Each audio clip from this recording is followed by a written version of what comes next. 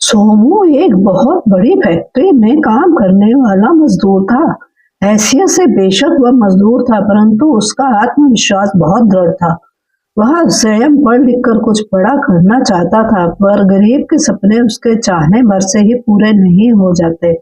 गरीब के सपनों की कीमत भी बहुत बड़ी होती है, जिसे चुका पाने की ना तो उसकी सामर्थ्य थी और ना ही परिस्थितियां उसके अनुकूल। छोटी उम्र में ही पिता के स्वर्गवास के बाद माँ और 4 बहनों की जिम्मेदारी, इन हालातों में उसके लिए अपनी पढ़ाई जारी कर हौसलों की उड़ान भरना संभव नहीं था। इसलिए उसने दृढ़ संकल्प हो अपने परिवार के पालन पोषण को अपना परम धर्म समझकर एक मजदूर का काम चुनना ही बेहतर समझा।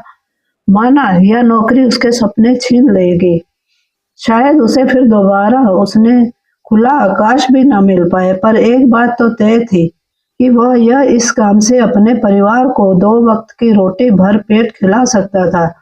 बस यही सुकून उसे आगे बढ़ने की प्रेरणा देता। मजदूरी करते करते कब उसके जीवन का वसंत पतझड़ में बदल गया, उसे पता ही ना चला। 4 छोटी बहनों की शादी करते करते उसकी आधी उम्र ढल चुकी थी, पर उसे इस बात का कोई अफसोस ना था, क्योंकि वह अपनी मेहनत और लगन से दिन रात एक करके उसने अपनी सभी बहनों को पढ़ा लिखा कर अफसर बना दिया था और उन सबका ब्याह भी संपन्न घरों में कर दिया था। अपनी बहन की कामयाबी और उनके खिलखिलाते चेहरे देखकर उसे लगता जैसे उसने अपने सपनों की उड़ान भर ली। कोई और लालसा अब उसके जीवन में शेष ना रही।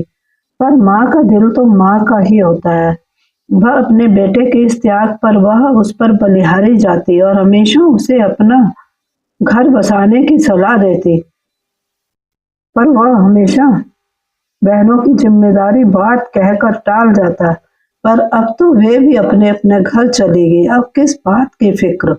मौका देखकर आज माँ ने फिर एक बार सोमू से उसकी शादी के बारे में बात की। बेटिया सोमू सब अपने अपने घर में रच बस गई हैं, वे भी अब ज्यादा यहाँ आ जा नहीं सकती। उनके आ जाने के बाद हम दोनों ही रह गए। तू भी मजदूरी पर चला जाता है, मैं सारा दिन घर में अकेली रह जाती हूँ। मेरा शरीर भी अब जवाब देने लगा। अकेले खुद की देखभाल करना मेरे बस की बात नहीं रही, और फिर मुझे कुछ हो गया तो तू बिल्कुल अकेला पड़ जाएगा। इसलिए बेटा मेरी बात मान और अपना घर बसा ले, मुझे भी घर में किसी का सहारा हो जाएगा। बेटियों के जाने से जो हमारा आंगन सूना हो गया, घर की रौनक चली गई, वो एक बार फिर लौट आएगी। बहू के आने से यह आंगन फिर से हरा भरा हो जाएगा। पोते पोतियों की खिलखिलाहट से मैं एक बार फिर जी उठूंगी। माँ ने सोमू को समझाते हुए कहा। ठीक है माँ, जैसा तुम्हें सही लगे। सहमति देते हुए सोमू ने कहा। बस फिर क्या था, माँ ने जल्दी एक गुनी लड़की सोना से सोमू की शादी की बात चला दी। हालांकि लड़की ज्यादा पढ़ी लिखी नहीं थी, पर मेहनती बहुत थी। चारों बहनों को भाई की शादी का निमंत्रण देने माँ खुद गई, परंतु चारों ने टका सा जवाब देकर माँ को लौटा दिया। उनका मानना था कि एक मजदूर की शादी में जाकर वे अपना रुतबा कैसे कम कर सकती हैं। समाज में उनके पतियों का अच्छा नाम है, उनकी खुद का भी सोशल ग्रुप है, अपनी पहचान है। इस शादी में जाने से समाज में उनकी हंसी उड़ेगी, इसलिए चारों ने इस शादी से किनारा कर लिया। बेटियों के इस व्यवहार से माँ आहत थी। जिन बहनों के लिए मेरे बच्चे ने अपनी जिंदगी अपने सपने बिना सोचे समझे कुर्बान कर दी, उन्हें आज अपने भाई की शादी में सम्मिलित होने में भी शर्म आ रही है। छी, कैसी ओछी सोच है ये। उन लोगों को एक बार भी अपने भाई के त्याग का एहसास नहीं, बस अपनी झूठी शान शौकत की परवाह है, जो कि मेरे सोमू की बदौलत है। अगर वह इनके लिए कड़ी मेहनत करके इनके सपने पूरे नहीं करता, तो क्या आज ये इस तरह की बातें कर पाती। गलती मेरे सोमू की है, जो उसने अपनी इन स्वार्थी बहनों के लिए अपना जीवन झोंक दिया। सोचते हुए माँ कब घर पहुंच गई पता ही ना चला। माँ को इस तरह निढाल सा देख सोमू चिंतित हुआ। माँ, तुम्हारी तबीयत तो ठीक है या किसी ने कुछ कहा। माँ में सच बताने की हिम्मत नहीं थी, इसलिए सोमू को कुछ नहीं बताया। नहीं रे, बस थोड़ी उम्र हो गई है ना, इसलिए थक गई।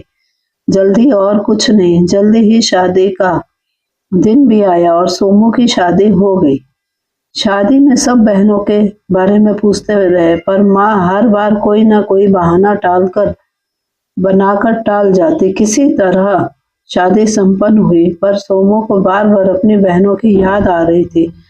इस खुशी के मौके पर माँ ने चुप रहना ही सही समझा। धीरे धीरे समय बीतता गया और सोना गर्भवती हुई और जल्द ही एक स्वस्थ शिशु को जन्म दिया। घर में तो जैसे खुशियों की बहार आ गई थी, पर भतीजे के जन्म के समय भी उनकी बुआओं की गैर मौजूदगी सबको अखर रही थी। खैर, बुआ के बिना ही नामकरण संस्कार संपन्न हुआ। बच्चे का नाम कुंज रखा गया। समय के तो जैसे पंख लग गए थे। देखते देखते कब 5 साल बीत गए पता ही ना चला। सोमू अपने परिवार के साथ सुखद और संतोषी जीवन व्यतीत कर रहा था, पर उसकी इस खुशी को शायद किसी की बुरी नजर लग गई थी। एक दिन अचानक स्कूल से लौटते समय कुंज सोना का हाथ छुड़ाकर तेजी से सड़क की ओर भागा और एक कार से टक्कर खाकर लहूलुहान हो गया। आनन फानन में सोना उसे लेकर अस्पताल पहुंची और डॉक्टर से जल्द जल्द इलाज शुरू करने की गुहार लगाई। साहब देखिए ना, मेरे बच्चे को क्या हो गया, कितना खून बह रहा है। अब जल्द से जल्द इलाज शुरू कर दीजिए जी। आप पहले अस्पताल की सारी औपचारिकताएं पूरी कर दीजिए और पैसे भी जमा करवा दीजिए। तब तक हम ऑपरेशन की तैयारी करते हैं। तब तक सोमू भी अस्पताल पहुंच चुका था। उसने फीस के बारे में पूछा तो सकते में आ गया। 2 लाख रुपए, इतनी बड़ी रकम मैं कहाँ से लाऊंगा? सोमू चिंतित हो उठा। सोना ने बिलखते हुए कहा, मुझे कुछ नहीं पता।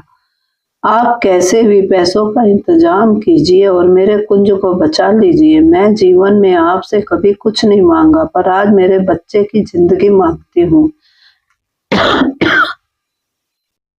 सोना ने दुहाई दी। सोमू भी किसी भी कीमत पर कुंज को बचाना चाहता था, पर वास्तविकता से अनजान नहीं था वो। 2 लाख तो दूर, उसके लिए 20,000 जुटाना भी संभव नहीं था। ऐसे में उसे अपने बहन बहनोइयों की याद आई। वे लोग जरूर उसकी मदद करेंगे। डॉक्टर को समय पर पैसा जमा करने का आश्वासन देकर तुरंत बहनों के घर की ओर भागा। भतीजे की हालत सुनकर पसीजना तो दूर, किसी ने झूठी सहानुभूति भी ना दिखाई। उल्टा सबने यह कहकर उसे बाहर का रास्ता दिखा दिया कि तुम्हारी आमदनी तो ज्यादा है नहीं, जमा पूंजी कुछ नहीं, तुम्हारी पूरी कमाई तो दैनिक जरूरतों को पूरी करने में खत्म हो जाती है। ऐसे में तुम हमारा उधार कैसे चुकाओगे? सोमू बहुत गिड़गिड़ाया। उनकी पाई पाई चुकाने की दुहाई दी, पर किसी के कान पर जूं भी ना रेंगी। उसने भाई बहन के रिश्ते का वास्ता दिया, पर किसी को कोई फर्क ना पड़ा। एक बहन ने तो 2 टूक कह दिया कि गरीब का कोई रिश्ता नहीं होता, अगर उसके पास कुछ होता है तो वह है उसकी लाचारी। बहनों की बातों से आहत होकर सोमू ने कारखाने मालिक से उधार लेने की सोची, पर वहां भी निराशा ही हाथ लगी। पैसों के इंतजाम के लिए भटकते भटकते पूरा दिन बीत गया, पर उसके हाथ रीते ही रहे। निराश होकर वह अस्पताल लौटा। डॉक्टर से ही अपने बच्चे की जान बचाने की भीख मांगी, पर सब निरर्थक बेअसर रहा। उसकी लाचारी देखने वाला कोई नहीं था। समय पर इलाज न होने के कारण वह कुंज को ना बचा सका। आज उसे अपनी बहन की बात शूल की तरह चुभ रही थी। अपनी संतान को ना बचा पाने का अपराध भाव उसे अंदर ही अंदर कचोट रहा था। आज उसने खुद को जितना लाचार महसूस किया, उतना तो अपने सपने बिखरते देखकर भी नहीं किया था। अपने सपने टूटने पर भी अपनी बहनों के सपने पूरे करने का संतोष और खुशी थी उसे। पर शायद आज उसे समझ आ गया कि गरीब का सच में किसी से कोई रिश्ता नहीं होता। उसका तो सिर्फ लाचारी से नाता होता है और आजीवन वह उसके साथ रहती है। रिश्ते नातों का असली मतलब शायद आज उसकी बहनों ने सिखा सिखा दिया था।